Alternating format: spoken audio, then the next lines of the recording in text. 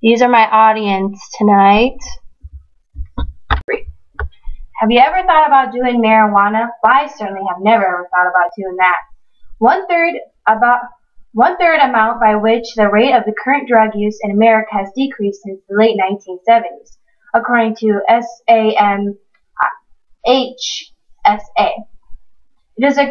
It is great to know the usage of drugs is going on, according to HSA.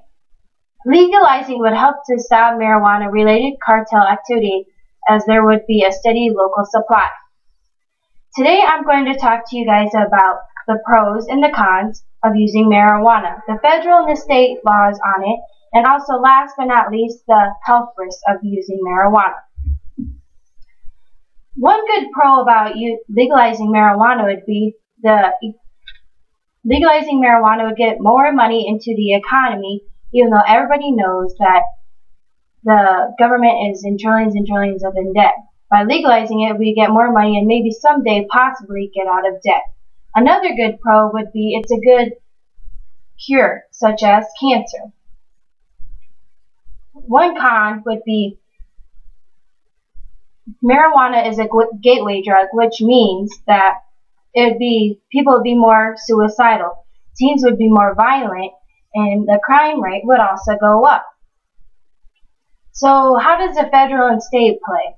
Well, the federal, according to www.ncsl.org, the federal has a standpoint marijuana classified as a number 1 drug, meaning anything in class 1 drug, scheduled 1 drug, means that there is no medical use at all.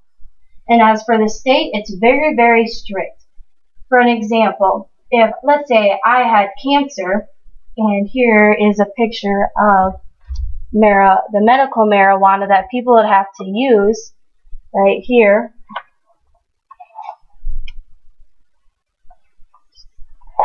Here's a medical clinic. For me to if I had cancer, I would have to go onto a register list, register for medical marijuana, and then go to the medical clinic where they would have to find my name on the register office, and then after that, I would get a little baggie saying that for medical use only.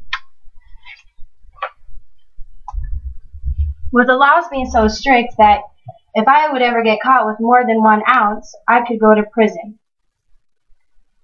So what are the 2 states that have legalized marijuana? 1, Washington and Colorado.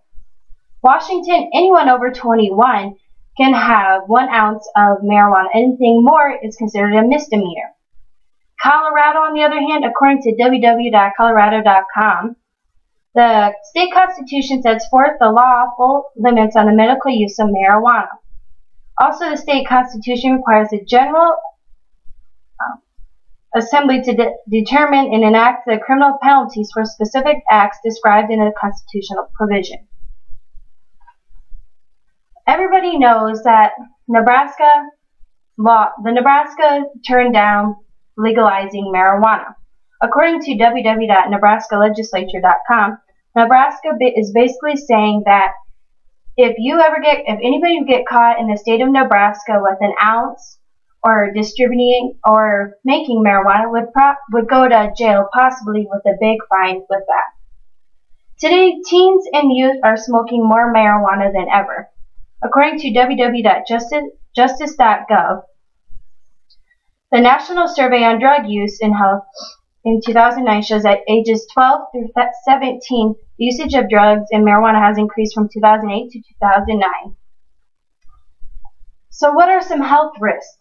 Well, for one, long-term effect, well, girls, their menstrual cycle will go out of whack. It won't be normal as it used to be.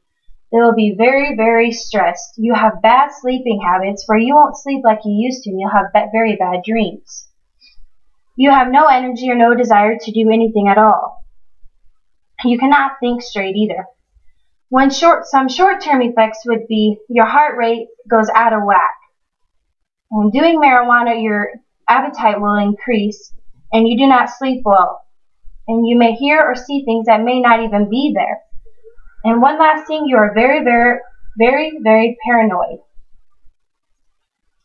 So in conclusion today, I hope you all have learned something about why Nebraska did not legalize it,